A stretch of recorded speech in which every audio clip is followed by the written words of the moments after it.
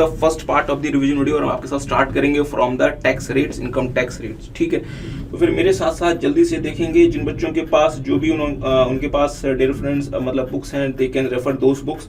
और अगर आपके पास लेट से कोई भी बुक नहीं है तो आप आईसीआई का जो स्टडी मैट आप उसको भी रेफर कर सकते हैं, बिकॉज डियर अल्टीमेटली हम सारे लोग आईसीआई का स्टडी मैट ही फॉलो करते हैं। एनी हाउ, तो फिर हम स्टार्ट करते हैं डियर आपके साथ रिवीजन वीडियोस का, और हम स्टार्ट करते हैं from the basic concepts and the tax rates. ठीक बात है, तो very first thing is introduction in basic concepts. तो ध्यान दीजिएगा, बेवजह का आपका समय वेस्ट नहीं करेंगे। हम एक्सपेक्ट करते हैं कि basic concepts and income tax rate it will take around half an hour. इसके बाद हम मूव कर जाएंगे पीजीबीपी में, जिसमें तकरीबन 3 आवर समय लग जाएंगे। तो स्टार्ट करते हैं डियर। आपको पता है इंडिया एक मतलब डेमोक्रेटिक कंट्री है, सारी की सारी बातें होंगी। ध्यान दीजिएगा डियर फ्रेंड्स, थोड़ा सा आपके साथ बात कर लेते हैं। जो इनकम टैक्स एक्ट हमारे देश में लगाया जाता है, it is being levied by the parliament. और आपको पता है डियर, पार्लियामेंट अगर इस चीज को लगा रहा है तो फिर ये बात कहां पे लिखी होगी? यूनियन वन लिस्ट में, मींस लिस्ट 1 में। ठीक बात है, ध्यान दीजिएगा, पार्लियामेंट के पास राइट नहीं है to impose the tax on agriculture. इसलिए आप मतलब देखेंगे कि एग्रीकल्चर पे जो इनकम टैक्स लगता है that is exempt under the income tax act under section 10। ठीक बात है, स्टेट गवर्नमेंट्स के पास राइट है, अगर वो चाहें तो यहाँ पे तो वो एग्रीकल्चर पे भी टैक्स लगा सकते हैं। क्योंकि अगर आप देखेंगे तो साहब, अगर आप मेरे साथ साथ देख लें तो constitution of India union list, इसकी एंट्री नंबर 82, यूनियन लिस्ट ने पार्लियामेंट को ऑथराइज किया हुआ है कि आप साहब मतलब टैक्स लगा सकते हैं on income, taxes on income other than agriculture income. मतलब ये हुआ कि पार्लियामेंट के पास एग्रीकल्चरल इनकम पे टैक्स लगाने का राइट नहीं है। एग्रीकल्चरल इनकम पे टैक्स लगाने का मीन्स खेती की जो इनकम होती है उस पर टैक्स लगाने का राइट किसको दे दिया गया? स्टेट लिस्ट के एंट्री नंबर 46 ने स्टेट लेजिस्लेचर को दे दिया गया कि अगर स्टेट गवर्नमेंट्स चाहें तो वो एग्रीकल्चर पे टैक्स लगा सकती हैं। डियर फ्रेंड्स, बिहार और मतलब केरला वगैरह ने कुछ समय पहले इंपोज किया था, बट अब शायद वहां भी ये टैक्स नहीं लगता। एनी हाउ, ओके, तो हमने आपके साथ देखा कि हमारा जो इनकम टैक्स एक्ट है that is being given in the entry number 82 of the union list, और इसकी वजह से पार्लियामेंट के पास राइट है इनकम के ऊपर टैक्स लगाने का, बट वो इनकम कौन सी होगी? Except the agricultural income. ठीक बात है, components of income tax law आपको पता है डियर। इनकम टैक्स लॉ की मेन हमारे पास मतलब कंपोनेंट्स क्या क्या है? Income tax act, annual finance act, income tax rule, circulars, मतलब नोटिफिकेशंस और legal decisions of the court. ठीक बात है, इनकम टैक्स आपको पता है डियर, इनकम टैक्स एक्ट किस तरीके से बना हुआ है? सेक्शन, सबसेक्शन, क्लॉजेस एंड सब क्लॉजेस। तो थोड़ी सी बात कर लेते हैं।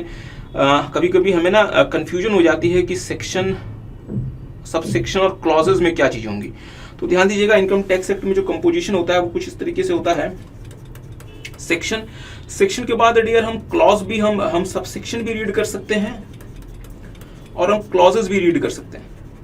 बट ऐसा कब होता है? ध्यान दीजिएगा, अगर मान लीजिए मतलब सेक्शन में जो बातें लिखी गई हैं वो अगर आपस में इंटरलिंक्ड हैं, सेक्शन में मान लीजिए कि 10 अलग अलग पॉइंट्स दिए गए, अगर ये 10 के 10 पॉइंट्स आपस में इंटरलिंक्ड हैं तो ये जितने भी पॉइंट्स हैं they will be called as subsection, subsection 1 2 3 4 5 6 7 8। मगर सेक्शन में अगर जो बात दी गई है उनके जितने भी पॉइंट्स हैं उनका एक दूसरे से एज सच कोई लिंकेज नहीं है, तो यहाँ पे जो हम इसको रीड करेंगे as clauses, means clause 1, clause 2, clause 3, clause 4, clause 5। ठीक बात है डियर, रियल लाइफ में ये कोई बहुत ज्यादा इंपैक्ट इससे नहीं आता, बट स्टिल आपको पता होना चाहिए कि क्लॉजेस कब हम रीड करेंगे और हम सब सेक्शंस हम कब रीड करेंगे। आगे आते हैं, तो हमने देखा कि चले मुद्दा हमारा है आपके साथ टैक्स रेट देखने का। तो आपको बता डियर, फाइनेंस एक्ट हर साल जो है वो हमारे मतलब पार्लियामेंट में एक मतलब बजट पास होता है, और उससे हमारे पास हमारे मतलब देश में आता है डियर फाइनेंस एक्ट। तो अभी हमारे लिए जो एप्लीकेबल फाइनेंस एक्ट है for May 2023 and November 2023 exam that is being covered by the finance act 2022। और अकॉर्डिंगली जो फाइनेंस एक्ट होता है डियर वो 12 महीने का जो मतलब पीरियड होता है इसके लिए होता है। चलें, इनकम टैक्स रूल्स आपको पता है डियर, हमारे देश में इनकम टैक्स रूल्स प्रोवाइड किए गए हैं। इसका नाम है इनकम टैक्स रूल्स 1962, और इनकम टैक्स रूल्स जो है वो इनकम टैक्स एक्ट के साथ मिलकर काम करता है। इनकम टैक्स रूल्स को इशू करने का राइट सीबीडीटी के पास भी होता है, और कभी कभी गवर्नमेंट है वो अपने पास भी इनकम टैक्स रूल्स को इशू करने का राइट अपने पास रख लेती है। सर्कुलर्स चले बात करते हैं डियर सर्कुलर्स के लिए। सर्कुलर्स, तो ध्यान दीजिएगा, जो सर्कुलर्स होते हैं वो सीबीडीटी इशू करती है, और सर्कुलर्स को इशू करने का जो पर्पस होता है to guide the income tax officers, to guide the income tax officers. और जो सर्कुलर्स होते हैं they are binding on the department but they are not binding on the assessee.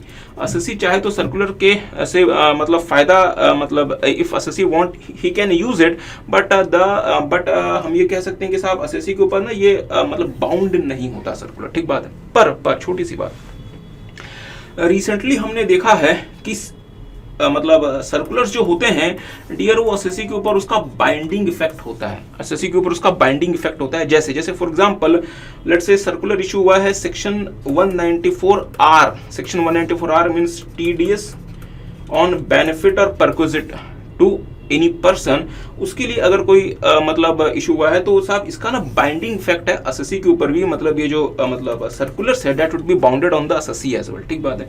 Otherwise circular का एज सच एसएससी के ऊपर कोई bounding effect नहीं होता। इसके बाद आता है डियर फ्रेंड्स नोटिफिकेशन। नोटिफिकेशन जो इशू होता है वो इशू होता है फ्रॉम दी सीबीडीटी, और कभी कभी सेंट्रल गवर्नमेंट भी इशू कर दिया करती है, और ये बाउंड होता है both on the SSC as well as the department, ठीक बात है। अच्छा, और फाइनली हमारे पास जो इनकम टैक्स लॉ में जो कंपोनेंट है दैट इज केस लॉज, या फिर हम कह सकते हैं डिफरेंस जुडिशियल मतलब मींस डिसीजंस, ठीक है। आपको पता है हमारे देश में अपलेट हायरार्की क्या क्या है, देख लें मेरे साथ साथ। नॉर्मल अपलेट hierarchy for the assessee under the income tax act. तो लेट्स सी हमारे असेसिंग ऑफिसर हैं और ये हमारा एसएससी है। असेसिंग ऑफिसर ने लेट्स से एसएससी को कोई असेसमेंट ऑर्डर दे दिया या फिर कोई ड्राफ्ट असेसमेंट ऑर्डर दे दिया, तो एसएससी के पास क्या क्या अपलेट हायरार्की है कि एसएससी कहाँ जा सकता है। सबसे पहले एसएससी के पास ऑप्शन है कि एसएससी जा सकता है सीआईटी अपील्स के पास। कुछ केसेस में साहब एसएससी जो है वो सीआईटी अपील्स के पास ना जाके डीआरपी में जा सकता है, dispute resolution panel under section 144C, ठीक बात है। इसके बाद एसएससी जा सकता है टू आईटीएटी, और आईटीएटी हमारी होती है last fact finding authority, last fact finding authority. ITAT के पास आप जा सकते हैं टू द हाई कोर्ट, और फाइनली आप मूव कर सकते हैं to the supreme court. But मतलब सुप्रीम कोर्ट में आप सिर्फ उन्हीं चीजों के लिए जा सकते हैं which is being certified by the high court that it is fit to be taken to the supreme court, ठीक बात है। तो ये हमारा असेसिंग ऑफिसर है और ये हमारा एसएससी है।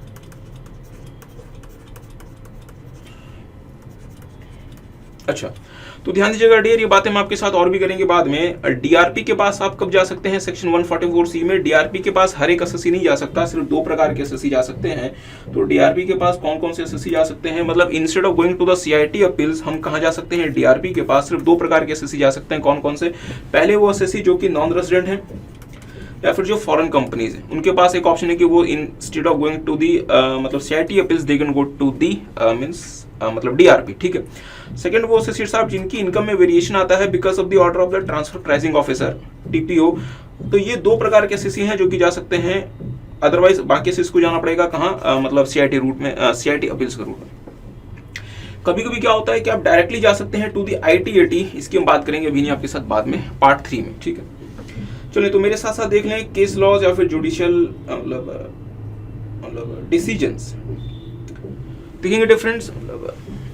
Decisions given by the judicial authority on an appeal filed before them is known as judicial decisions.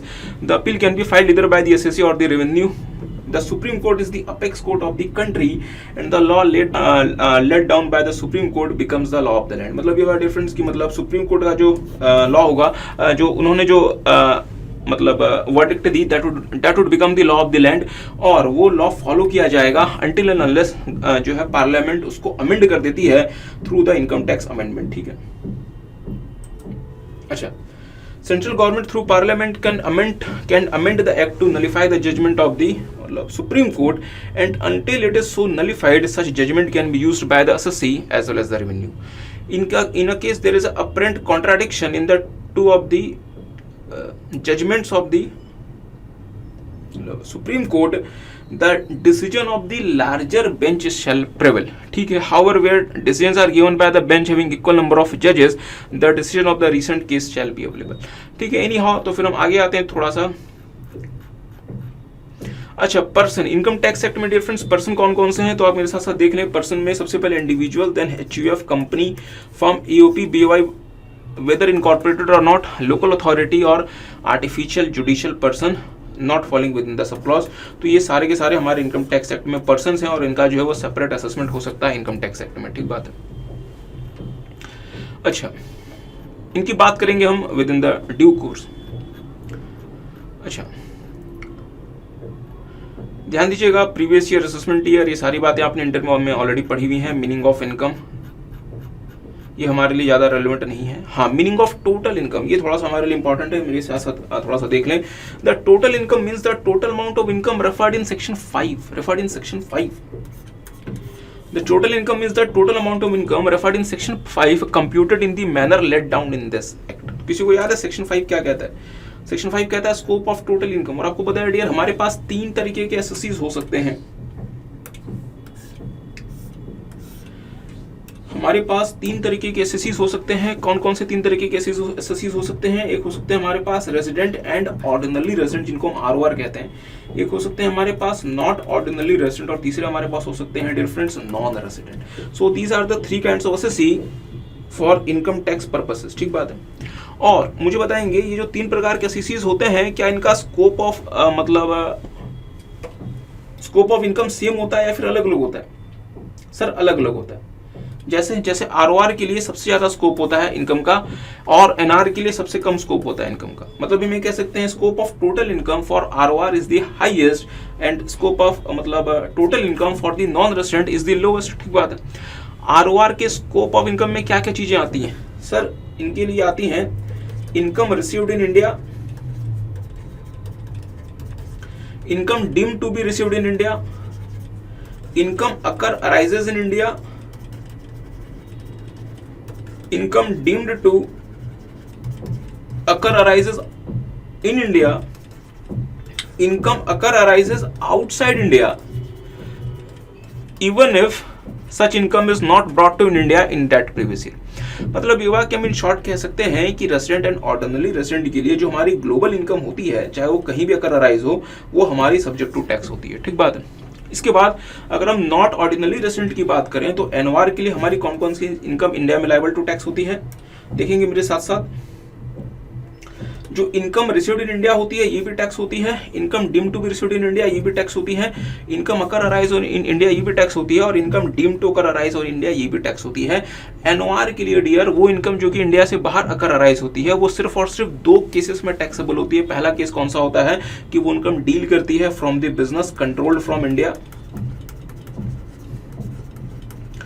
From the business controlled from India, और प्रोफेशन सेटअप इन इंडिया। और प्रोफेशन सेटअप इन इंडिया तो इसका मतलब ये हुआ कि एक not ordinary resident के लिए जो इनकम इंडिया से बाहर अकर अराइज होती है, वो भारत में हम इनकम टैक्स पर्पसेस के लिए सिर्फ 2 केसेस में कंसिडर कर सकते हैं। पहला केस वो है कि जो वो इनकम डील करती है from the business controlled from India और प्रोफेशन सेटअप इन इंडिया। तो इसका मतलब ये हुआ डियर कि जो स्कोप ऑफ इनकम है वो एनओआर के लिए कम है कंपेयर टू द आरओआर। अगर हम एनआर के लिए बात करें, अगर हम नॉन रेजिडेंट के लिए बात करें, तो इनके लिए क्या क्या स्कोप ऑफ टोटल इनकम में आता है, मुझे सारे बच्चे बताएंगे। अगर इनकम रिसीव्ड इन इंडिया है ये इनके केस में भी टैक्सेबल है, income deemed to be received in India ये इनके केस में भी मतलब टैक्सेबल है, income accrue arise in India ये इनके केस में भी मतलब difference it would be liable to tax, और इनकम डीम्ड टू अकर और arise in India as per section 9 ये भी साहब ये नॉन रेजिडेंट के केस में सब्जेक्ट टू इनकम टैक्स है। बट इनकम अगर डीम्ड पर अगर इनकम अगर अकर अराइज आउटसाइड इंडिया होती है डियर, तो वो नॉन रेजिडेंट के लिए किसी भी सिचुएशन में भारत में टैक्सेबल नहीं है, डिस्पाइट द फैक्ट कि that income is from the business controlled from India और a profession setup in India. ठीक बात है। तो बहुत ध्यान से आपका ज्यादा समय किल ना करते हुए मुझे बताएंगे स्कोप ऑफ मतलब टोटल इनकम हाईएस्ट किसका है, रेजिडेंट एंड ऑर्डिनरी रेजिडेंट का, और फिर मतलब लोएस्ट किसका है, नॉन रेजिडेंट का। तो सर ये बात यहाँ पे करनी क्या जरूरी थी? और हाँ एक और छोटी सी बात, ये बात कहाँ पे मेंशन्ड है, सेक्शन 5 में। ये बात डियर हमें यहाँ पे इसलिए करनी पड़ गई क्योंकि अगर आप टोटल इनकम की डेफिनेशन को देखेंगे तो टोटल इनकम की डेफिनेशन क्या है, total income is the total amount of income referred in section 5 के साथ सेक्शन 5 पे जो आपकी इनकम रेफर्ड है उतनी पूरी की पूरी इनकम किसमें आ जाएगी आपके मतलब टोटल इनकम में। ठीक बात है। और उसकी कंप्यूटेशन होगी as per the provisions given in the act. मतलब ये हुआ कि सारी की सारी इनकम को हम कंप्यूट करेंगे as per the provisions given in the act. और हाँ डियर फ्रेंड्स, ये सारी की सारी जो इनकम होगी ये आपके 5 हेड में क्लासीफाई होगी, ये आपके 5 हेड में क्लासीफाई होगा। और ये 5 हेड आपको किसने बताया है, सेक्शन 14 ने आपको बताया है कि जितनी भी इनकम होगी that would be classified in 5 heads of income. और ये 5 हेड्स कौन कौन सी हैं, salary, house property, PGBP, cap gain और अदर सोर्सेस। मतलब ये हुआ कि हमारे पास इनकम कहीं से भी आ सकती है, बट ये हमारी जितनी भी इनकम है ये डियर ये सिर्फ और सिर्फ इन 5 हेड्स में क्लासीफाई होगी। आप अपनी इनकम के लिए कोई छठा हेड आइडेंटिफाई नहीं कर सकते। अगर आपको लगता है यार कि मेरे पास एक ऐसी इनकम आ गई जो कि इन 5 हेड में कहीं भी क्लासीफाई नहीं होती, तो आप अपनी मन मर्जी से कोई और हेड क्रिएट नहीं कर सकते। आपको in any case in 5 heads में इनकम को क्लासीफाई करना पड़ेगा। तो क्या हम अपनी मन मर्जी से किसी भी इनकम को कहीं भी क्लासीफाई कर दें? नहीं। इनकम टैक्स एक्ट में आपको क्या कहते हैं कि difference there are means provisions specified, जो कि आपको स्पेसिफिकली मतलब बताएगा कि आपको किस इनकम को किस हेड में क्लासीफाई करना है, आपको किस इनकम को किस हेड में क्लासीफाई करना है। चले 1 मिनट आपका और हम वेस्ट कर देते हैं, ध्यान दीजिएगा मेरी बात पे। डियर फ्रेंड्स, अगर मैं लेट्स से किसी इनकम को गलत हेड में क्लासीफाई कर दूं तो उसका कंसीक्वेंस क्या है? कि आपको पता है कि उसका कंसीक्वेंस क्या है? That has big blunder. अगर आप किसी इनकम को गलत हेड में क्लासीफाई करते हैं, जैसे सर कोई एग्जांपल, एक छोटा सा हम आपको एग्जांपल देते हैं। डियर फ्रेंड्स, अगर आप एक्सपेंडिचर्स की बात करते हैं कि इनकम टैक्स एक्ट में किस हेड में सबसे ज्यादा एक्सपेंडिचर्स आप क्लेम कर सकते हैं और अलग अलग टाइप के एक्सपेंडिचर्स आप क्लेम कर सकते हैं। डियर बहुत ध्यान से मेरी बातों को सुनेंगे तो आपको पता है कि हम कैपिटल गेन, हम पीजीबीपी हेड में डियर हम सबसे अलग अलग प्रकार के एक्सपेंडिचर्स क्लेम कर सकते हैं। मींस एक्ट जो है उसने जितने प्रकार के एक्सपेंडिचर्स पीजीबीपी हेड में क्लेम करना अलाउ किया है डियर, इनकम टैक्स एक्ट ने वैसे एक्सपेंडिचर्स कहीं और क्लेम करना अलाउ नहीं किया। तो हम क्या कोशिश करेंगे जनरली कि हम अपनी इनकम को कहाँ क्लासीफाई कर दें? पीजीबीपी हेड में। तो क्या मैं अपनी मन मर्जी से किसी भी इनकम को पीजीबीपी हेड में लेके जा सकता हूँ? नहीं। प्रॉफिट एंड गेन वाले हेड में कौन सी इनकम आएगी उसके लिए सेक्शन 28 हमें बताता है। और लेट्स से कि अगर कोई इनकम सेक्शन 28 में कवर्ड नहीं है तो हमें देखना पड़ेगा कि क्या उस इनकम के बारे में कोई केस लॉ वगैरह है, तो अकॉर्डिंगली आप उसको पीजीबीपी हेड में लेके जा सकते हैं। ठीक बात है। अच्छा, सबसे कम अगर आपको एक्सपेंडिचर कहीं पे अलाउड है साहब, तो आपको सैलरी हेड में दिए गए हैं सेक्शन 16। याद करें डियर, सेक्शन 16 में आपको क्या क्या एक्सपेंडिचर सैलरी के लिए अलाउड है? सर स्टैंडर्ड डिडक्शन हमें सैलरी के लिए मिलता है। देन प्रोफेशनल टैक्स अगर हमने पे किया वो मिल जाता है, और एंटरटेनमेंट अलाउंस हमें सर्टेन केसेस में मिल जाता है। और डियर इसके अलावा आप सैलरी हेड में कोई एक्सपेंडिचर क्लेम ही नहीं कर सकते, इसकी वजह से आपका सैलरी हेड में लॉस ही नहीं आ सकता। ठीक बात है। बट हाँ, इसके अलावा आपके बाकी हेड में लॉस आ सकते हैं। तो मैं आपको ज़्यादा समय आपका नहीं लगाते, बस एक छोटी सी बात आपको और बताना चाहूँगा कि लेट्स से कि कोई ऐसी इनकम है जिसको मैं जो कि मेरी हाउस प्रॉपर्टी जो कि मेरी पीजीपीपी हेड में क्लासिफाइड होती, बट मैंने उसको गलती से हाउस प्रॉपर्टी हेड में क्लासीफाई कर दिया, तो इसका कितना बड़ा ब्लेंडर हो सकता है कि आपको पता है? सर आप ही बता दो। सबसे पहला इसका इंपैक्ट क्या होगा कि हाउस प्रॉपर्टी हेड में डियर हम अपनी मन मर्जी से कोई भी एक्सपेंडिचर क्लेम नहीं कर सकते। हाउस प्रॉपर्टी हेड स्पेसिफिकली बताता है कि आपको कौन कौन से एक्सपेंडिचर अलाउड है। जैसे अगर आप हाउस प्रॉपर्टी हेड को देखेंगे तो आपको मेनली डियर 3 प्रकार के एक्सपेंडिचर्स अलाउड है। कौन कौन से? म्युनिसिपल डिडक्शंस, मतलब म्युनिसिपल टैक्सेस वगैरह जो आपने पे किया है, इंटरेस्ट सेक्शन 24B में, और नॉशनल मतलब डिडक्शन 24A में। इन 3 के अलावा आपको कोई भी एक्सपेंडिचर हाउस प्रॉपर्टी में अलाउड नहीं है। स्टिल हाउस प्रॉपर्टी हेड में लॉस हो सकता है। ठीक है। और दूसरा, अगर हाउस प्रॉपर्टी हेड में लॉस हो गया तो आप इसको बाकी हेड से शट ऑफ कर सकते हैं। हाउस प्रॉपर्टी हेड में लॉस हो गया तो आप इसको बाकी हेड से शट ऑफ कर सकते हैं। मतलब आप इसको PGBP, cap gain, other sources और सैलरी हेड में लेके जा सकते हैं, but only up to maximum 2 lakh रुपए 1 साल के। मतलब ये हुआ कि साहब अगर लेट्स से आपके हाउस प्रॉपर्टी हेड के का लॉस आ गया 100 लाख रुपीज, और लेट्स से कि अगर आपके कैप गेन हेड का इनकम है मतलब प्रॉफिट 120 लाख रुपए एलटीसीजी, तो आप 100 लाख रुपए जो आपके हाउस प्रॉपर्टी हेड का लॉस है, आप साहब इसमें एलटीसीजी में सिर्फ 2 लाख रुपए आप एडजस्ट कर सकते हैं। इसका इंपैक्ट ये होगा कि आपको हाउस प्रॉपर्टी हेड में 98 लाख रुपए का लॉस कैरी फॉरवर्ड करना पड़ेगा, और लॉन्ग टर्म कैप गेन आपको 118 लाख रुपए पर टैक्स देना पड़ेगा। You guys getting? तो इसका मतलब ये हुआ कि मैक्सिमम जो मैं लॉस अपने कैप गेन हेड पे सेट ऑफ कर सकता हूँ हाउस प्रॉपर्टी वाला, वो 2 लाख रुपए होगा सेक्शन 71B के हिसाब से। ठीक है। बट यही अगर मैं पीजीबीपी हेड की मेरी लॉस होती 100 लाख रुपीस की, तो मैं पीजीबीपी हेड के लॉस को टू एनी एक्सटेंट किसी भी हेड से सेट ऑफ कर सकता हूं, हाँ एक्सेप्ट सैलरी। कि आप सैलरी की इनकम को छोड़ दो, बाकी इसके अलावा आप किसी भी हेड से पीजीबीपी की इनकम को 100% सेट ऑफ कर सकते हैं to the extent of the availability of the income. ठीक बात है। चलिए, तो फिर ज्यादा समय आपका नहीं लगाते हुए, अगर लेट्स से कि अगर मेरी पीजीबीपी हेड की लॉस होती 100 लाख रुपीस, तो मैं इसको जो है वो कैप गेन के 120 लाख रुपए के एलटीसीजी से भी सेट ऑफ कर सकता था और 100 लाख में पूरा का पूरा सेट ऑफ कर सकता था, बट मैं हाउस प्रॉपर्टी को सिर्फ और सिर्फ 2 लाख रुपए सेट ऑफ कर सकता था। तो चीज़ों को कॉम्प्लिकेटेड नहीं करते हुए मुद्दे वाली बात बस इतनी है कि अगर आपने गलत हेड पे अगर अपनी इनकम को क्लासीफाई कर दिया डियर तो इसे बहुत बड़ा ब्लंडर हो जाएगा आपके साथ, तो आपको ऐसा नहीं करना। तो हमने देखा कि हमारे पास n नंबर ऑफ सोर्सेज से इनकम आ सकती है, बट वो सारी की सारी इनकम हमारी इन पांचों हेड में जाएगी और हमारे एसएससी की कौन सी इनकम आएगी वो डिपेंड करेगा एसएससी के रेजिडेंशियल स्टेटस पे, जो कि हम आइडेंटिफाई करेंगे एज पर सेक्शन 6। और सेक्शन 5 कहता है यार कि अलग अलग प्रकार के एसएससी के लिए आपकी जो स्कोप क्या होगी ऑफ दी टोटल इनकम, उसके अकॉर्डिंग आपको जो है टोटल इनकम की कंप्यूटेशन करनी है। आई होप आपको बात समझ आई होगी।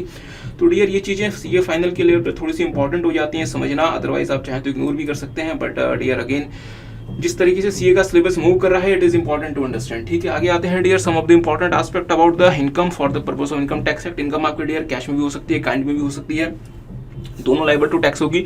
इनकम लीगल भी हो सकती है, इलीगल भी हो सकती है। अगर आपने इलीगल तरीके से इनकम कमा ली, भले आपको इंडियन पिनल कोड में जो भी आपको सजा मिलेगी वो एक अलग बात है, बट साहब सरकार को टैक्स दे दो।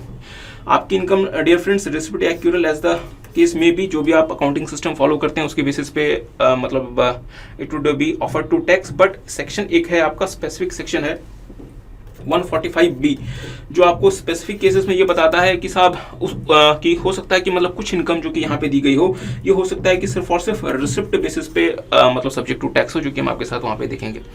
गिफ्ट जो होता है dear that is generally not liable to tax, but हम आपके साथ एक मतलब सेक्शन देखेंगे जिसका नाम है सेक्शन 56(2)(10) जहाँ पे जो गिफ्ट्स हैं that would also be liable to tax in certain cases. बहुत इंपॉर्टेंट है difference revenue receipt and capital receipt. तो थोड़ा सा मेरी बात पे ध्यान दीजिएगा।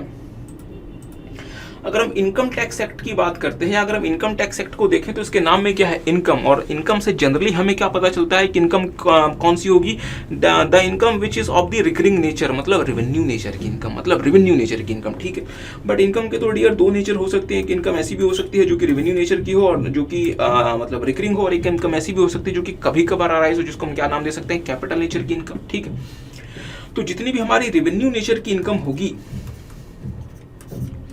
जितनी भी हमारी रेवेन्यू नेचर की इनकम होगी that would be liable to tax until unless there is specific exemption allowed, exception allowed. ठीक बात है, बट जितनी भी हमारी कैपिटल नेचर की इनकम होती है, कैपिटल नेचर की इनकम होती है डियर, वो लायबल टू टैक्स नहीं होती unless and until there is a specific provision in this in the मतलब income tax act that makes the income liable to tax। जैसे सर कोई एग्जांपल फॉर एग्जांपल गिफ्ट, अगर आपको कहीं से गिफ्ट मिल गया तो साहब ये आपका रिकरिंग तो आपको तो है नहीं, तो वो गिफ्ट आपका लायबल टू टैक्स नहीं होगा। बट हाँ अगर हम सेक्शन 56(2)(10) देखेंगे वहां पे कुछ गिफ्ट्स ऐसे होते हैं जो कि लायबल टू टैक्स होते हैं। इसी तरीके से लेट्स से कि मैंने साहब शेयर एप्लीकेशन वगैरह मैंने मतलब शेयर्स मैंने मतलब इशू किया और मुझे साहब कोई शेयर एप्लीकेशन मनी वगैरह मिली, तो वो आपका लायबल टू टैक्स नहीं होगा।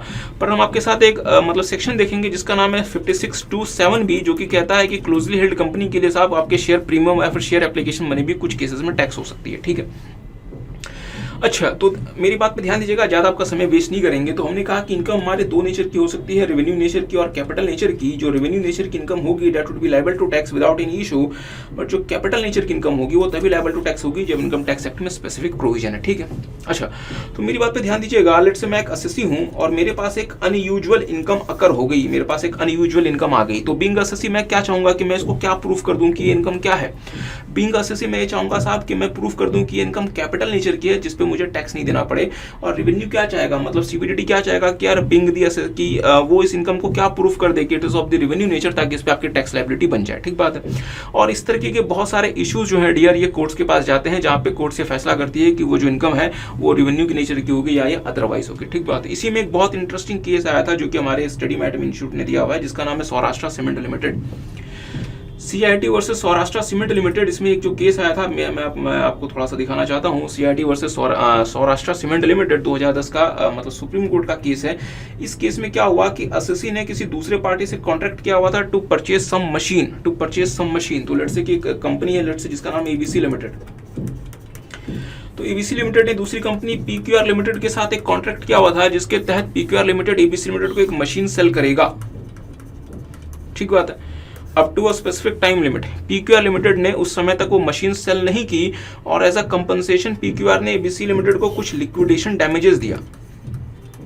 लिक्विडेशन डैमेजेस दिया, तो मुझे बताएं क्या एबीसी के लिए इनकम है? इनकम है, हाँ सर इनकम तो है, बट अब सवाल बनता है कि ये इनकम आपकी रेवेन्यू नेचर की है या फिर ये इनकम आपकी कैसी है डियर फ्रेंड्स, कैपिटल नेचर की।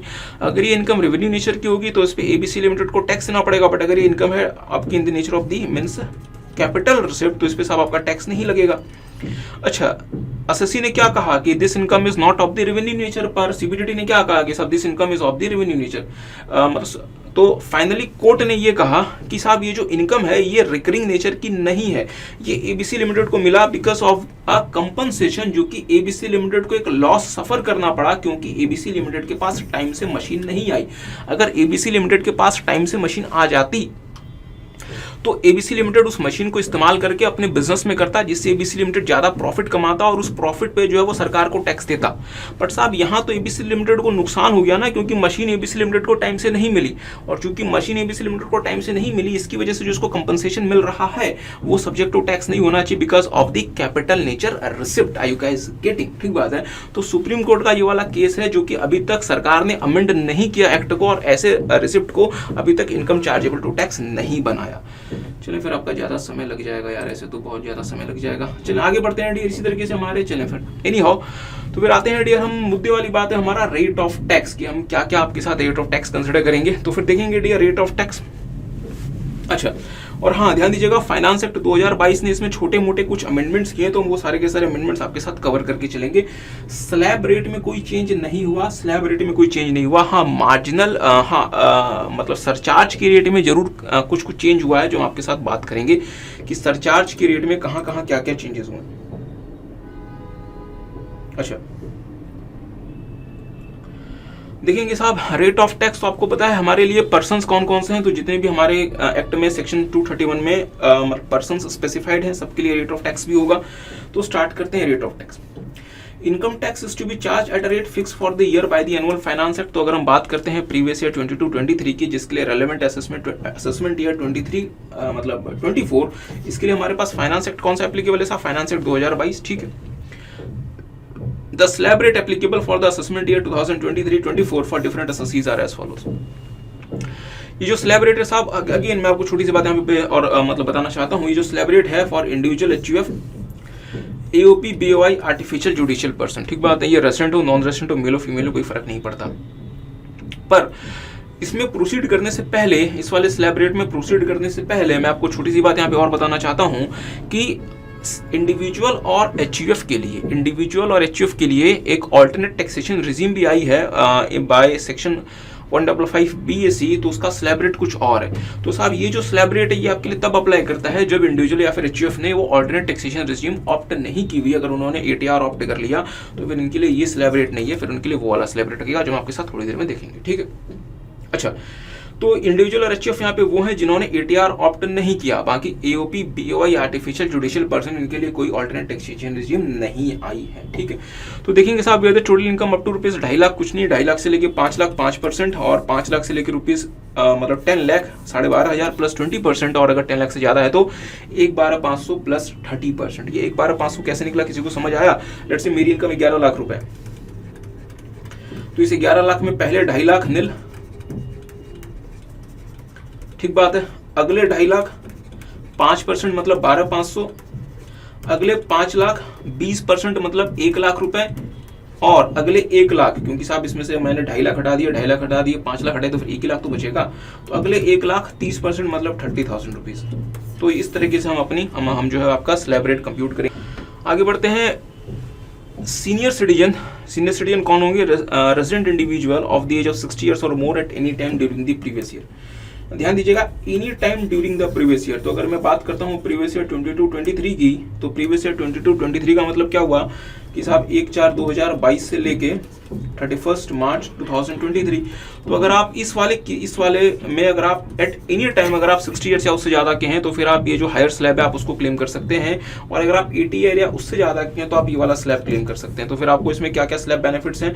आपकी जो इनकम होगी up to rupees 3 lakh that would be nil, 3 से 5 लाख रुपए 5%, 5 से रुपीज मतलब 10 लाख 10,000 प्लस 20%, अगर रुपीज़ मतलब 10 लाख से ज़्यादा है तो 1,10,500 प्लस 30%।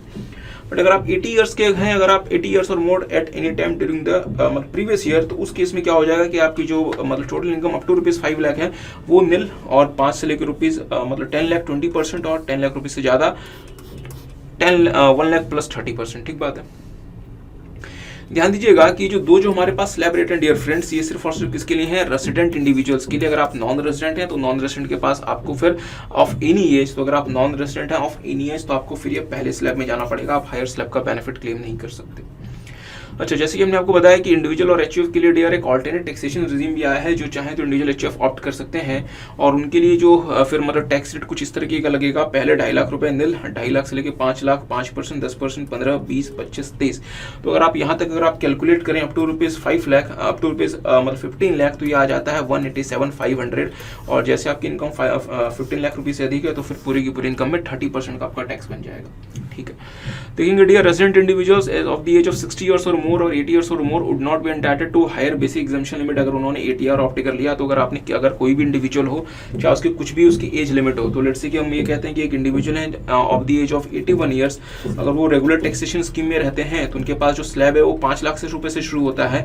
बट अगर वो ATR में जाते हैं 115 BAC में, तो उनके ऊपर सिर्फ और सिर्फ पहला 2.5 लाख रुपए एग्जम्प्ट होता है। ठीक है, अच्छा ध्यान दीजिएगा डियर, अब थोड़ा सा अगर आप मेरी बात में यहाँ पे ध्यान दें, तो हमने कहा था कि हमारे ये दो जो हायर जो स्लैब रेट्स हैं, हमारे ये दो जो हायर जो स्लैब रेट्स हैं, ये तब अप्लाई करेंगे जब हम क्या हैं of the age of 60 years और 80 years at any time during the previous year. ठीक बात है। अब सवाल बनता है कि वो ड्यूरिंग द प्रीवियस ईयर क्या है, मतलब हम कब मानेंगे कि हम जो है वो 60 ईयर्स या 80 ईयर्स के हो गए, when we will consider that we have achieved the age of 60 years और 80 ईयर्स। अच्छा, तो जैसे कि मैं आपको थोड़ा सा बताना चाहूं, तो मेरे साथ साथ देख लें। लेट्स से कि हम बात करते हैं फॉर दी प्रीवियस ईयर 22-23 की, मतलब 1/4/22 से लेके 31/3/23 की। तो हमने कहा कि एक पर्सन अगर इस वाले मतलब पीरियड में किसी भी समय अगर 60 ईयर या उससे ज़्यादा का है, तो फिर वो हायर स्लैब 3 लाख रुपीज़ वाला वो क्लेम कर सकता है। लेट्स से हमारे मिस्टर ए है, मिस्टर ए का जो जन्म हुआ है वो एग्जैक्टली 1/4/1963 को हुआ है, एग्जैक्टली 1/4/1963 को हुआ है। तो अगर आप 1/4/1963 को अगर आपका जन्म हुआ है डियर, तो मतलब टेक्निकली जो है आप जो 60 ईयर्स जो कंप्लीट करते हैं वो आप कंप्लीट करते हैं 1/4/2024। टेक्निकली आप 60 ईयर्स जो कंप्लीट करते हैं वो आप कंप्लीट करते हैं 1/4/2024।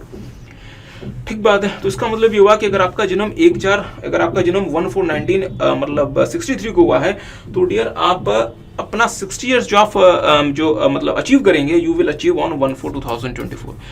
पर डियर फ्रेंड्स, मतलब सुप्रीम कोर्ट ने in the case of Prabhu Dayal Sharma versus state मतलब प्रभु दयाल मतलब Sesma versus state of Rajasthan, Sesma versus state of Rajasthan, ये कहा था कि किसी भी लीगल पर्पस के लिए हम इंडिविजुअल की जो एनिवर्सरी होती है उसको उसके एक्चुअल एनिवर्सरी के एक दिन पहले मान लेंगे। मतलब ये हुआ कि अगर आपका जन्म अगर 1/4/1964 को 1/4/1963 को भी हुआ है, तो हम ये मान लेंगे कि आपने 60 ईयर्स का एज अचीव कर लिया इस दिन के, मीन्स 1/4/2024 के एक दिन पहले, मीन्स 31/3/2023 को हम ये अज्यूम कर लेंगे, मान लेंगे कि लीगल पर्पसेस के लिए आपने वो पर्टिकुलर एज जो है वो इस दिन एक दिन पहले आपने अचीव कर ली।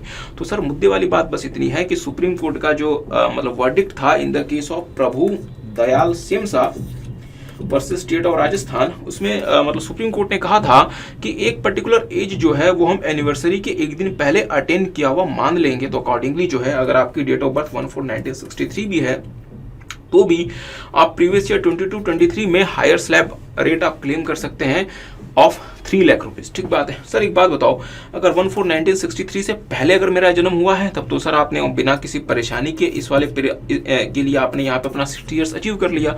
बट सर अगर मेरा जन्म 2/4/1963 को हुआ है, तो सर तो डियर हम ये मानेंगे कि आपने अपना 60 ईयर्स कंप्लीट किया है ऑन 1/4/2024, जो कि किसी भी केस में प्रीवियस ईयर 22-23 में फॉल नहीं करता। 2023 जो कि प्रीवियस ईयर 23-24 में फॉल नहीं करता और आप अपना 60 इयर्स अचीव किया हुआ मानेंगे इन द प्रीवियस ईयर 2023-24, ठीक बात है। तो यहाँ पे अगर आपका लेट से डेट ऑफ बर्थ है 1/4/1963 तो साहब ये 24 नहीं, ये 23 है बेसिकली। तो हम ये मान लेंगे कि आपने अपना डेट है जो है वो 31 मार्च 2023 को अटेन कर लिया और अकॉर्डिंगली आप जो है वो हायर स्लैब बेनिफिट के लिए एलिजिबल है। तो सुप्रीम कोर्ट का ये जो मतलब जजमेंट है in the case of Prabhu Dayal Sesma versus state of Rajasthan, और सीबीडीटी ने भी इसको एक्सेप्ट किया था कि ठीक है, we also agree with this. ध्यान दीजिएगा dear, surcharge on the individual HUF AOP BOI artificial judicial person, जो कि बहुत कभी कभी इशू बन जाता है हमारे लिए, but this is very important. और मेरे साथ साथ देख लें सरचार्ज रेट क्या लगेगा। देखेंगे डियर, 2019 में जो टैक्सेशन लॉ अमेंडमेंट एक्ट आया था उसके पहले तक क्या सिचुएशन थी, मैं आपको थोड़ा सा सरचार्ज के बारे में बता देता हूं। हम सरचार्ज की बात कर रहे हैं individual HUF artificial judicial person AOP BOI, ठीक है। तो 2019 में जो अभी अमेंड हुआ था उसके पहले क्या सिचुएशन थी कि अगर टोटल इनकम अगर let's say up to 50 lakh rupees है तो आपके ऊपर कोई सरचार्ज नहीं। अगर 50 लाख से लेके 1 करोड़ तक है तो 10%, और अगर 1 करोड़ से ज्यादा है तो 15%। So that used to be the situation, ठीक बात है। हमारे देश में डियर आजादी के बाद से एक मांग उठी है कि अमीर लोगों पे ज्यादा टैक्स लगाओ, अमीर लोगों पे ज्यादा टैक्स लगाओ, जो अमीर लोग हैं उनसे ज्यादा टैक्स रिकवर करो, ठीक बात है। तो इसको नाम दिया जाता है सुपर रिच टैक्स। तो अगर आप देखेंगे डियर तो सुपर रिच टैक्स का कॉन्सेप्ट और भी जगह पर है, यूके हो गया, यूएसए हो गया, there also the concept of super rich tax are there, ठीक बात है। अब हुआ क्या कि सरकार ने अल्टीमेटली फाइनली 2019 में जो है वो सुपर रिच टैक्स लगा दिया अमीर लोगों पे, और वो सुपर रिच टैक्स लगा के सरकार ने क्या किया, जो आपका मेन मतलब टैक्स रेट है 30%, उसको नहीं बढ़ाया, सरचार्ज के रेट को बढ़ा दिया, और सरचार्ज के रेट को बढ़ा के 37% कर दिया।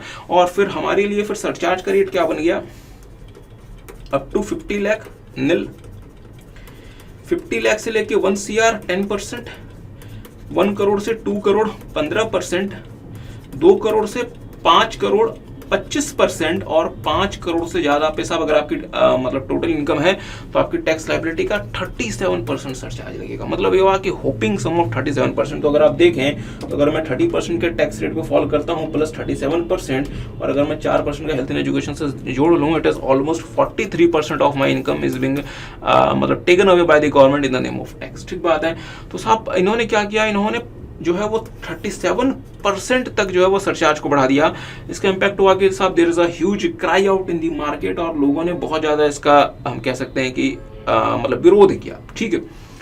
और विरोध करने का डियर एक और मतलब रीजन था, क्योंकि गवर्नमेंट ने उसी के आसपास क्या किया था, गवर्नमेंट ने ना लॉन्ग टर्म कैप गेन जो आप शेयर वगैरह के थ्रू आपको राइज होता है, जो लॉन्ग टर्म कैप गेन किसी जमाने में सेक्शन 1044 की वजह से एग्जम्प्ट हो जाता था, सरकार ने वो एग्जम्पशन हटा दी और उस पर 10% का टैक्स इंपोज कर दिया अंडर सेक्शन 112A 112A में सरकार ने उसमें भी मतलब टैक्स लगा दिया। तो फिर लोगों को डियर ये बिल्कुल भी पसंद नहीं आया कि साहब आपने तो सबसे पहले वो LTCG पे भी मतलब टैक्स लगा दिया और आपने जो है वो सरचार्ज को इतना बढ़ा दिया। तो सरकार ने फिर थोड़ा सा अपनी कदम बैकफुट पे मतलब लेते हुए गवर्नमेंट ने क्या कहा कि ठीक है, कुछ प्रकार की इनकम ऐसे होंगे जिसपे आपका जो सरचार्ज का जो रेट रहेगा वो 15% पे कैप हो जाएगा, मतलब 15% से ज्यादा नहीं होगा। और वो इनकम क्या क्या होंगे, आपकी डिविडेंड इनकम, आपकी short term cap gain under section 111A वाला जिसमें आपने STT वगैरह पे किया हुआ है, आपकी long term cap gain 112A वाला जिसमें अगेन आपने STT वगैरह पे किया है, जिसपे आप मतलब 10% जो आप जिसपे लॉन्ग टर्म कैप गेन देते हैं, ठीक है।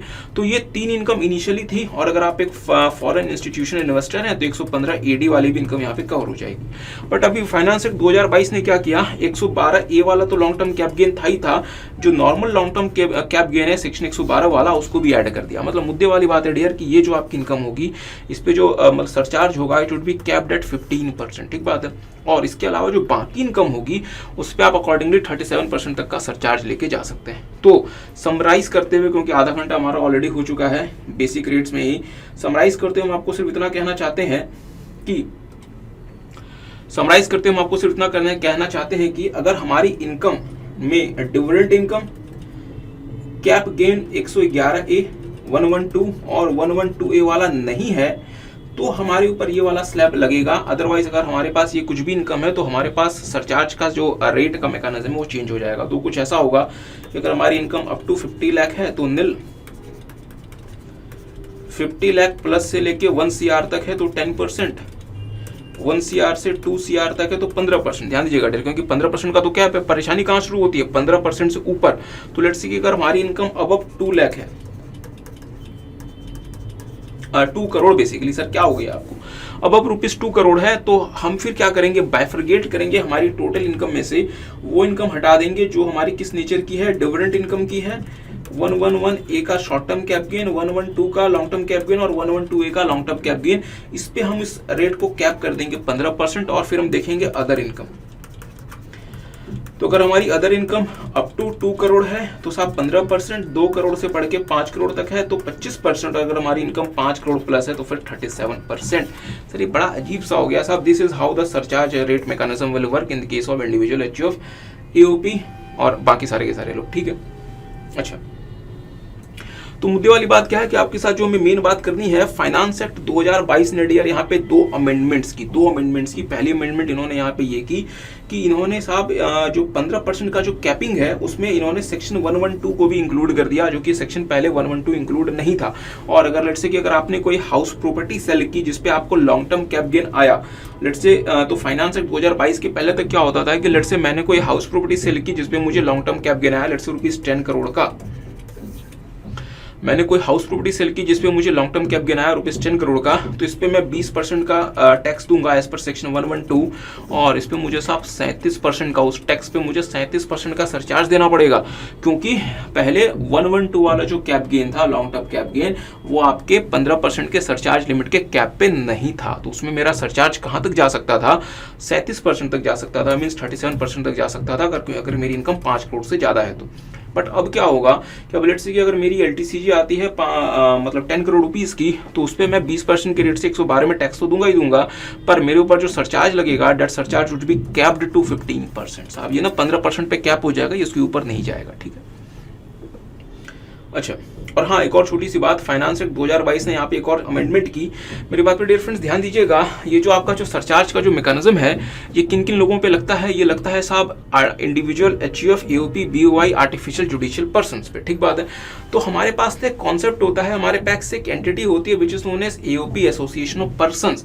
तो ऐसी एओपी जिनके मेंबर सिर्फ और सिर्फ कंपनीज हैं, ऐसी एओपी जिनके मेंबर सिर्फ और सिर्फ कंपनीज हैं डियर, ऐसी एओपी जिनके मेंबर सिर्फ और सिर्फ कंपनीज है, उन एओपीज को सेक्शन 86 के हिसाब से मैक्सिमम मार्जिनल रेट पे टैक्स देना पड़ता है। फिर से, ऐसी एओपी जिनके मेंबर सिर्फ और सिर्फ कंपनीज हैं, उन कंपनीज को सेक्शन 86 के हिसाब से मैक्सिमम मार्जिनल रेट MMR पे टैक्स देना पड़ सकता है। तो ऐसी कंपनी, तो ऐसे एओपी पे डियर ऑलरेडी टैक्स रेट बहुत हाई है, तो ऐसी एसोसिएशन ऑफ पर्सन्स को रिलीफ दिया गया और उनको भी कहा गया कि यार ठीक है, आपकी इनकम पे from what ever source the income में भी, आपकी जो भी इनकम होगी from what ever source the income में भी आपके पे जो कैप लग जाएगा सरचार्ज का, डेट वुड बी 15%। तो इसका मतलब ये हुआ कि लेट्स से मैं एक एसोसिएशन ऑफ पर्सन हूँ, लेट्स से ABC AOP, और मेरी जो इनकम है लेट्स से वो अप टू रुपीज 50 लाख है, तो मेरे ऊपर कोई सरचार्ज नहीं। 50 लाख से लेके 1 CR तक है तो 10%, 1 CR से लेके 2 CR तक है तो 15%। पहले फाइनेंस एक्ट 2022 के पहले क्या होता था, 2 CR से लेके 5 CR तक है तो 25% और 5 CR से प्लस है तो 37%। अब फाइनेंस एक्ट 2022 ने इन दो को हटा दिया और कहा कि ठीक है एओपी, तुम चूंकि ऑलरेडी यार मैक्सिमम मार्जिनल रेट पर टैक्स दे रहे हो, क्योंकि तुम्हारे पास सिर्फ और सिर्फ कंपनीज ऐसा मेंबर हैं, तो हम तुम्हारे ऊपर और ज्यादा जुल्म नहीं करेंगे। तो हमने आपके लिए ये दोनों स्लैब हटा दिए। तो आपकी इनकम अगर 1 करोड़ प्लस है, 1 करोड़ प्लस है, तो वट एवर में भी आपके ऊपर जो सरचार्ज का जो कैप होगा that would be 15%। I hope किसी को बात समझ आई। चलिए डियर आगे बढ़ते हैं। हमने डियर उम्मीद की थी कि यार आपके ना कुछ क्वेश्चंस भी देखेंगे, बट चूंकि हम ऑलरेडी अपने टाइम से बहुत आगे चले गए, इसलिए क्वेश्चंस हम यहाँ पे नहीं देख पाएंगे आपके साथ। हम ना क्वेश्चंस के लिए एक सेपरेट वीडियो आपके साथ अपलोड कर देंगे। तो मेरे साथ साथ जल्दी से पढ़ लें जो सरचार्ज हमारे ऊपर लगेगा। अगर मैं ये अज्यूम करता हूँ कि मेरे इनकम में साहब जो है वो कैप गेन और मेरी इनकम में मतलब डिविडेंड इनकम नहीं है और कैप गेन 111 112 और 112 वाला नहीं है डियर। सेक्शन 112 का जो कैप गेन है वो अभी फाइनेंस एक्ट 22 में ऐड हुआ था, तो इसको एग्जाम में टेस्ट किए जाने की संभावना बहुत ज्यादा है, तो कृपया इसका ध्यान रखें। अगर मेरी इनकम अप टू 50 लाख है कोई सरचार्ज नहीं, 50 लाख से लेकर 1 करोड़ 10%, 1 करोड़ से लेकर 2 करोड़ 15%, 2 से 5 करोड़ 25% और 5 से ज्यादा 37%। 20% का सरचार्ज का कोई कॉन्सेप्ट नहीं है। तो साहब 15 के बाद सीधा 25, बच्चा कंफ्यूज हो जाता है, 15 के बाद 20 लगा देता है, नहीं, 10 के बाद 15, 15 के बाद 25 और 25 के बाद सीधा 37, ठीक है। बट लेट्स से कि अगर आपकी टोटल इनकम में कैप गेन 111A 112 और 112A वाला इंक्लूडेड या फिर अगर आपके पास लेट्स से मतलब डिविडेंड इनकम है, उस वाले सिचुएशन में डियर ये थोड़ा सा मॉडिफाई हो जाएगा, क्योंकि ये जो 4 प्रकार की इनकम है इस पे जो सरचार्ज का कैप है डेट इज 15%। ठीक है, तो साहब अगर आपकी इनकम 50 लाख रुपए तक है तो कोई सरचार्ज नहीं, 50 लाख से 1 करोड़ तक है तो भी 10% कोई परेशानी नहीं, क्योंकि साहब कैप तो 15% के बाद है ना। अगर आपकी इनकम 1 करोड़ से 2 करोड़ तो भी कोई परेशानी नहीं, बट जैसे आपकी इनकम 2 करोड़ को क्रॉस करेगी, अब कैप अपना रोल प्ले करेगा और कैप बोलेगा कि यार मतलब डिविडेंड इनकम और 111A 12 और 112A पे जो आपका जो टैक्स बनेगा उस पर कैप हो जाएगा 15% और बाकियों पे नॉर्मल रेट ऑफ टैक्स लग जाएगा। ठीक है, अच्छा कंपनीज, हाँ जो एओपी जिनके मेंबर सिर्फ और सिर्फ मतलब कंपनीज हैं साहब, उन एओपी को ऑलरेडी जो है वो मैक्सिमम मार्जिनल रेट पर टैक्स देना पड़ सकता है सेक्शन 86 के हिसाब से, इसलिए उन एओपीज के लिए भी हमने जो साहब मतलब सरचार्ज है उसको कैप कर दिया हमने, इन द सेंस कि फाइनेंस एक्ट 2022 ने कैप कर दिया और 15% से उनका सरचार्ज नहीं लगेगा। तो देख लें ऊपर नहीं लगेगा, तो देख लें dear finance act 2022 has kept the rate of surcharge to 15% on an AOP having only companies as its member. तो अगर कंपनी सिर्फ और सिर्फ एओपी मेंबर है तो उनके ऊपर भी जो सरचार्ज का कैप है दैट वुड बी 15%। डियर आपके साथ करना तो बहुत कुछ चाहते थे यहाँ पे, बट हमारे वक्त हमें अलाउ नहीं कर रहा और आपका भी हम टाइम भी वेस्ट नहीं करना चाहते। आगे आते हैं दूसरे हमारे एसएससी हो सकते हैं डियर फर्म, एलएलपी और लोकल अथॉरिटी। इनके केस में जो फ्लैट रेट ऑफ टैक्स लगेगा डेट वुड बी 30%, मतलब कोई स्लैब लैब नहीं है साहब, फ्लैट इनके ऊपर 30% का टैक्स लग जाएगा। और हाँ इनके ऊपर मतलब सरचार्ज लगेगा अगर इनकी इनकम अगर अप टू ₹1 करोड़ तक है तो कोई बात नहीं, जैसे इनकी इनकम 1 करोड़ को एक्सीड करेगी पूरी की पूरी इनकम में 12% का सरचार्ज लग जाएगा। एक और छोटी सी बात, फर्म एलएलपी लोकल अथॉरिटी के लिए किसी भी तरीके का कोई ऑल्टरनेट टैक्सेशन रेजिम नहीं है फिलहाल। ठीक है, अच्छा cooperative society dear, cooperative society में भी जो मतलब सरचार्ज लगता था उसको फाइनेंस एक्ट 2022 ने अमेंड किया है। कोऑपरेटिव सोसाइटी पे जो टैक्स रेट लगता था उसको उसमें कोई चेंज नहीं है। ठीक है डियर, मतलब सरचार्ज जो लगता था इस पे फाइनेंस एक्ट 2022 ने अमेंड कर दिया है इसको। ठीक है, तो कोऑपरेटिव सोसाइटी के लिए रेट ऑफ टैक्स क्या है, अगर कोऑपरेटिव सोसाइटी की जो इनकम है वो अप टू ₹10,000 है तो फिर 10% ऑफ द टोटल इनकम, 10,000 रुपये से ज़्यादा है 20,000 रुपये तक तो फिर 1,000 प्लस मतलब 20% of the income by which income exceeds ₹10,000, और अगर लेट्स से कि 20,000 रुपये से अधिक है तो फिर 3,000 plus 30% of the total income by which income exceeds ₹20,000। तो सर अगर लेट्स से कोऑपरेटिव सोसाइटी की इनकम लेट्स से अगर 80,000 रुपीज़ आती है तो फिर क्या टैक्स लगेगा, तो साहब ये जोड़ दो 3,000 रुपये जोड़ दो प्लस 60,000 का 30%, मतलब कुल मिला के 21,000 रुपये, और अकॉर्डिंगली सरचार्ज आपके ऊपर इसलिए नहीं लगेगा क्योंकि आपकी इनकम अप टू 1 करोड़ है जिससे आपके ऊपर कोई सरचार्ज नहीं। ठीक बात है, चलिए तो हमने कहा कि साहब कोऑपरेटिव सोसाइटी में मतलब सरचार्ज जो है उसको फाइनेंस एक्ट 2022 ने अमेंड कर दिया। तो अमेंड करके क्या कर दिया, ध्यान दीजिएगा डियर, जो कोऑपरेटिव सोसाइटीज पे फाइनेंस एक्ट 2022 के पहले जो सरचार्ज लगता था वो पार्टनरशिप फर्म के हिसाब से लगता था, फाइनेंस एक्ट 2022 ने इसको कंपनीज के हिसाब से बना दिया। तो अगर हम सरचार्ज ऑन कोऑपरेटिव सोसाइटी की बात करें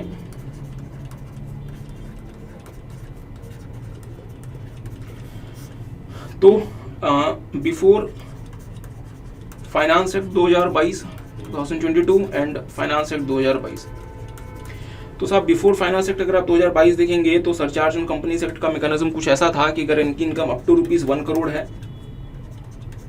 तो नो सरचार्ज निल, और 1 करोड़ प्लस है तो 12% on total income on tax on total income. तो ये स्लैब जो है वो किसके लिए अप्लाई करता है आज भी, एलएलपी के लिए, फर्म के लिए और लोकल अथॉरिटी के लिए। बट अगर हम फाइनेंस एक्ट 2022 को देखें तो इन्होंने इसको चेंज करके क्या कर दिया कि यदि अगर आपकी इनकम अप टू ₹1 करोड़ है तो निल, 1 करोड़ से लेके 10 करोड़ है तो 7% of the tax on total income, और अगर 10 करोड़ प्लस है तो फिर 12%। और ये आज भी किसके लिए अप्लाई करता है डिफरेंस, मतलब डोमेस्टिक कंपनीज के लिए। तो इन्होंने इसको कोऑपरेटिव सोसाइटी को भी वाला बेनिफिट दे दिया। ठीक है, तो इस बात का ध्यान रखें। उम्मीद तो नहीं है डियर कैसे क्वेश्चंस एग्जाम में आएंगे, बट डियर एमसीक्यू भी 1-2 नंबर आ सकता है तो टेस्ट किया जा सकता है। एक और छोटी सी बात, सेक्शन 115 बीएडी, सेक्शन 115 बीएडी उसने कोऑपरेटिव सोसाइटी को एक ऑल्टरनेट टैक्सेशन रिजीम दी हुई है जहाँ पे कोऑपरेटिव सोसाइटी पे फ्लैट 22% का टैक्स लगता है प्लस 10% का सरचार्ज मैंडेटरी है वहाँ पे, और 4% का एजुकेशन सेस लगेगा। तो अगर 22% का टैक्स लग गया साहब और 10% का सरचार्ज भी जोड़ दो और 4% का हेल्थ एंड एजुकेशन सेस जोड़ दो, जो इफेक्टिव टैक्स रेट आता है वो आता है 25.168%। तो कोऑपरेटिव सोसाइटी चाहे तो इस वाले मैकेनिज्म को छोड़ दे, मतलब यहाँ से यहाँ तक जो मैकेनिज्म दिया गया है इसको छोड़ दे और कहाँ ऑप्ट कर ले 115 बीएडी। उस केस में कोऑपरेटिव सोसाइटी को फ्लैट 25.168% का टैक्स लगेगा, क्योंकि साहब मतलब सरचार्ज यहाँ पे किसी स्लैब वैब के हिसाब से नहीं आया, ये मैंडेटरी लगेगा ही लगेगा, इसलिए यहाँ पे कोई मार्जिनल रिलीफ नहीं है। बट यहाँ पे जो सरचार्ज है यहाँ पे आप marginal relief as per the provision of the act आप क्लेम कर सकते हैं। ठीक है, आगे आते हैं डिफरेंस मतलब डोमेस्टिक कंपनीज। तो थोड़ा सा मेरी बात पे डिफरेंट ध्यान दीजिएगा। मतलब डोमेस्टिक कंपनीज के लिए आपको पता है डियर 3 तरीके के ATR हैं, अल्टरनेट टैक्सेशन रिजीम। तो हम बात कर लेते हैं जल्दी से आपके साथ। अगर हम डोमेस्टिक कंपनी की बात करें तो अगर हम बात करते हैं यार नॉर्मल टैक्सेशन रिजीम, ठीक है। नॉर्मल टैक्सेशन रिजीम जैसा कोई वर्ड तो नहीं है बट हमने इन्वेंट कर लिया। और दूसरा है अल्टरनेट टैक्सेशन रिजीम। तो अल्टरनेट टैक्सेशन रिजीम यहाँ पे 3 है बेसिकली, और इफेक्टिव तो खैर अब 2 ही रह गया बट 3 थे। ध्यान दीजिएगा, अगर हम अल्टरनेट टैक्सेशन रिजीम की बात करें तो कंपनीज के लिए मतलब डोमेस्टिक कंपनीज के लिए ATR में क्या क्या है, 115BA, देन आया 115BAA और फिर आया 115BAB, ठीक है। अगर हम बात करते हैं नॉर्मल टैक्सेशन रिजीम में, तो अगर मान लीजिए मतलब domestic company for the previous year 22-23 की हम बात कर रहे हैं, तो अगर let's say turnover of the company of the previous year 22-21 up to 400 crore रुपए है, अप टू 400 CR है, तो 25% का टैक्स लगेगा ऑन दी कंपनी। और अगर इसके अलावा अगर अदरवाइज है कुछ तो फिर 30% का टैक्स लगेगा। तो साहब ये हमारे लिए टैक्स रेट है, ठीक है। बट अगर लेट्स से मतलब डोमेस्टिक कंपनी ने अगर ATR ऑप्ट कर लिया, अच्छा अगर इन्होंने ATR ऑप्ट कर लिया, उस केस में क्या होगा कि अगर ये 115BA में जाते हैं तो फिर टैक्स रेट लगेगा 25%। अगर 115BAA में जाते हैं तो 22% और 115BAB में जाते हैं तो मैन्युफैक्चरिंग इनकम में 15%, ठीक है। इनमें और भी काफ़ी चीज़ें हैं जो कि हम आपके साथ बाद में देखेंगे, पार्ट 1 में ही देखेंगे, ठीक है। तो ये तो हो गई हमारी नॉर्मल टैक्स। मतलब डोमेस्टिक कंपनी में डियर सरचार्ज क्या लगेगा, सरचार्ज लगेगा अगर आप नॉर्मल टैक्सेशन रिजीम में हैं, अगर आपकी total income up to ₹1 crore है तो कोई सरचार्ज नहीं। 1 करोड़ से लेके 10 करोड़ है, 10 करोड़ है तो 7% of the tax on total income, और अगर 10 करोड़ प्लस है तो 12% tax on the total income, ठीक बात है। क्योंकि यहाँ पे सरचार्ज आपका मैंडेटरी नहीं है, स्लैब के हिसाब से है, तो मार्जिनल रिलीफ भी अवेलेबल होगा। बट साहब अगर आप ATR में जाते हैं तो इन एवरी केस आपको 10% का मैंडेटरी सरचार्ज लगेगा। मतलब 10% सरचार्ज जोड़ दो, 10% ऑफ व्हाट, 10% ऑफ मतलब 25%, ठीक बात है। 10% ऑफ 22% और 10% ऑफ 15% और हेल्थ एंड एजुकेशन से 4% आएगा ही आएगा। इस हिसाब से हमारे लिए अगर हम देखें तो ATR में हमारा इफेक्टिव रेट क्या बन जाता है, 25 प्लस 10% प्लस 4%, 28.6%। ये शायद 22% हमने देखा था, 25.168% और 15% है साहब, तो उसमें 10% का मैंडेटरी सरचार्ज प्लस 4% का हेल्थ एंड एजुकेशन से 17.16% शायद, ठीक है। तो ये आपका मैंडेटरी आपका लगेगा। और हाँ, सरचार्ज चूंकि यहाँ पे किसी स्लैब वगैरह के बेसिस पे नहीं लगा, ये मैंडेटरी लगेगा ही लगेगा, इसलिए यहाँ पे सरचार्ज में मार्जिनल रिलीफ नहीं है। So this is about the मतलब डोमेस्टिक कंपनी, ठीक है डियर फ्रेंड्स। आगे आते हैं फॉरेन कंपनीज के लिए। डियर फॉरेन कंपनीज के लिए किसी भी तरीके का ATR अवेलेबल नहीं है। अगर फॉरेन कंपनीज की जो टोटल इनकम है, what ever may be the मतलब टोटल इनकम, उनके ऊपर 40% का फ्लैट टैक्स लगेगा। देखेंगे डियर नॉन रेजिडेंट के केस में स्पेशल इनकम में अलग अलग प्रकार के टैक्स लगते हैं, जो कि हम आपके साथ देखेंगे पार्ट 2 में IT के साथ, जो कि हम देखेंगे आपके साथ चैप्टर नंबर 12 में। तो वो खैर एक मतलब अलग बात है। अगर हम उसको छोड़ के अगर हम फॉरेन कंपनी की इनकम की बात करें तो फिर इनके ऊपर 40% का टैक्स लगता है। और सरचार्ज की अगर हम बात करें डियर, तो अगर अप टू ₹1 करोड़ तक इनकी इनकम है तो कोई सरचार्ज नहीं। 1 करोड़ से लेके अगर 10 करोड़ तक है तो 2%, और अगर 10 करोड़ प्लस है तो 5%, ठीक बात है। क्योंकि साहब सरचार्ज आपका मैंडेटरी नहीं है स्लैब के हिसाब से, तो मार्जिनल रिलीफ भी as per the provisions of the act आपको मिल जाएगा। फॉरेन कंपनी के लिए किसी भी तरीके का ATR नहीं है, ठीक है। अच्छा, तो हमने आपके साथ देख लिया ये सारी की सारी बातें। अच्छा, आगे आते हैं डियर फ्रेंड्स, सेक्शन 87A का रिबेट आता है फॉर सर्टेन इंडिविजुअल्स। तो ध्यान दीजिएगा डियर, अगर एक इंडिविजुअल है जो कि रेजिडेंट है, जिसकी इनकम अप टू ₹5 लाख है, उस केस में उसको जो है वो रिबेट मिलेगा सेक्शन 87A में, और वो रिबेट का अमाउंट होगा the amount of tax payable और ₹12,500 विच एवर इज लेस, मतलब 12,500 तक आपको रिबेट मिल जाएगा। और उस रिबेट को माइनस करके अगर आपकी कोई टैक्स लायबिलिटी बनती है तो आपको पेबल होगी। बट हाँ, इसमें ध्यान देने वाली बात यह है कि अगर आपकी इनकम आती है that is subject to tax under section 112A, तो उस केस में आपको रिबेट नहीं मिलेगा, उस पर 112A के हिसाब से आपको टैक्स पे करना पड़ेगा। तो rebate under section 87 is not available in respect of tax payable at the rate of 10% on LTCG under section 112A, ठीक बात है। आगे आते हैं डियर, एक छोटी सी बात कुछ और रहती है यहाँ पे। हाँ, हेल्थ इन एजुकेशन सेस आपको पता है डियर, हर केस में, हर एक एसएससी में रेजिडेंट हो नॉन रेजिडेंट हो 4% का हेल्थ इन एजुकेशन सेस लगेगा ही लगेगा। किस पे? Of the amount of tax calculated. अगर लेट्स से कि अगर मतलब सरचार्ज भी लगता है तो टैक्स प्लस सरचार्ज के अमाउंट में, इसके क्यूमुलेटिव अमाउंट में हम जोड़ देंगे 4% का हेल्थ इन एजुकेशन सेस, जो हर केस में लगेगा। और हेल्थ इन एजुकेशन सेस के लिए आपको किसी भी तरीके का कोई मार्जिनल रिलीफ या फिर रिबेट वगैरह नहीं मिलता। अच्छा, बस 2-3 मिनट मुझे और दे दे, फिर हमारा टैक्स रेट खत्म हो जाएगा। राउंडिंग ऑफ द इनकम आपको पता है डियर, जो आपकी इनकम होती है वो राउंड ऑफ हो जाएगी to the nearest multiple of ₹10। इसी तरीके से जो इनकम टैक्स का अमाउंट है that would be rounded off to the nearest multiple of ₹10 as per section 288A and as per section 288B मतलब रिस्पेक्टिवली। तो लेट्स से कि अगर आपका टैक्स पेबल अमाउंट है let's say that is 1,08,372.6 rupees, तो हम पैसा इग्नोर कर देंगे। और चूंकि ये सम जो है ये ₹2 है, अगर ये सम 5 या उससे ज्यादा होता तो हम इसको हायर मतलब मल्टीपल पे लेके चले जाते, बट चूंकि ये लोअर है तो हम इसको राउंड ऑफ करके कहाँ लेके चले जाएंगे? 108,370। ठीक बात है, हम इसको राउंड ऑफ कर दिया as per the provisions of 288B। ठीक है, लेट्स सी कि अगर हमारी मतलब टोटल इनकम आ रही है that amount is 11,12,298.44 let's say this is our total income. तो हम क्या करेंगे? सबसे पहले हम पैसा को इग्नोर कर देंगे। हम कहेंगे यार कि पैसे से हमारा कोई लेना देना नहीं है, हम तो बात करेंगे रुपए की। ठीक है, तो हमने पैसे को इग्नोर कर दिया। और चूंकि पैसे को इग्नोर करने के बाद जो हमारा लास्ट सम है दैट इज 5 और मोर, क्योंकि 8 है विच इज हायर देन 5 और मोर, तो ये नेक्स्ट मल्टीपल पे राउंड ऑफ हो जाएगा। मीन्स 8 का वो 9 जो है वो 8 ये अपने तो हम जो ये जो हमारा जो ये रुपीज है तो ये हमारा नेक्स्ट हायर मल्टीपल ऑफ 10 में चला जाएगा। तो अल्टीमेटली ये कितना बन जाएगा?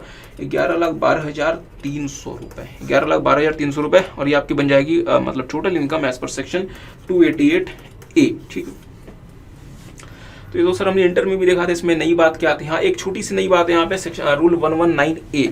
डियर, अब ये जो रूल 119A है इसको बहुत बार इंस्टीट्यूट खुद भी अप्लाई नहीं करता, बट अगर आप रिसेंटली अगर आप इंस्टीट्यूट की अगर आप सजेस्टेड आंसर वगैरह देखें तो इंस्टीट्यूट ने रूल 119A को अप्लाई करना शुरू कर दिया है, क्योंकि डियर फ्रेंड्स CBDT अप्लाई करता है, इनकम टैक्स अथॉरिटीज अप्लाई करती हैं। तो सर ये है क्या? डियर, आपको पता है हमें ना बहुत बार ना सरकार को ना इंटरेस्ट पे करना पड़ता है ऑन सर्टन अमाउंट, और सरकार को भी कभी कभार हमें इंटरेस्ट पे करना पड़ता है ऑन मतलब सर्टन अमाउंट। तो लेट्स से कि हमें सरकार को इंटरेस्ट पे करना है under section 234A, 234B, 234C etcetera. तो उस केस में जो हमारा अमाउंट होता है जिसपे हम इंटरेस्ट पे करते हैं, वो अमाउंट जो होगा वो 100 रुपए के मल्टीपल पे चेंज हो जाएगा। मतलब साहब अभी क्या क्या कहना चाहते हो? लेट्स से हमारा जो इंटरेस्ट पेबल अमाउंट है दैट इज 1,12,998। तो रूल 119 कहता है कि साहब ये जो अमाउंट होगा जिस पे आपको इंटरेस्ट पे करना है उस पे ये जो फ्रैक्शन ऑफ द ₹100 है इसको हटा दो और इसके बाद अमाउंट कैलकुलेट करो, दैट इज 1,12,900। सर यहाँ ये कॉन्सेप्ट नहीं है कि यार ये जो 8 रुपीज है ये 5 या उससे ज्यादा है तो इसको बढ़ा के इसको चेंज कर दो 1,20,000 मतलब 13,000 बेसिकली 1,13,000 का ये कॉन्सेप्ट नहीं है। नहीं डियर, रूल 119 एक क्लियरली कहता है कि फ्रैक्शन ऑफ ₹100 को इग्नोर कर दो और आप लोअर साइड ऑफ ₹100 में चले जाओ। तो अगर लेट्स से कि अगर मेरा अगर सम जिसपे मुझे इंटरेस्ट पे करना है दैट इज 5,42,746, तो मैं क्या करूंगा? मैं इस 46 रुपीज को इग्नोर कर दूंगा और मैं इसको जो है सम को लेकर चला जाऊंगा 5,42,700 रुपीज और इस पे मैं इंटरेस्ट कैलकुलेट करूंगा जो भी मुझे सरकार को देना है या सरकार जो इंटरेस्ट मुझे पे करेगी। तो मेरे साथ साथ देख लें डियर। अच्छा, the amount of on which the interest is to be calculated shall be rounded off to the nearest multiple of 100 rupee and any fraction of 100 rupee shall be ignored। इसका मतलब ₹100 का जो भी फ्रैक्शन होगा वो हर case में ignore होगा, आप उसको किसी भी तरीके से अपर मल्टीपल में कन्वर्ट नहीं करेंगे, जैसे कि हमने साहब इंटरेस्ट के जैसे कि हमने ना टैक्स के केस में और इनकम के केस में किया था, ऐसा यहाँ पे नहीं होगा। तो डियर हमने आपके साथ जो है वो जहां तक हो सका हमने आपके साथ टैक्स कॉन्सेप्ट्स या बेसिक रेट्स हमने टैक्स रेट्स और हमने आपके साथ बेसिक एस्पेक्ट्स देख लिए। अब हम आपके साथ शुरू करेंगे PGBP, profits and gains of business and profession, and it is expected to take around 3 hours, क्योंकि आपको पता है PGBP बहुत बड़ा है अपने आप।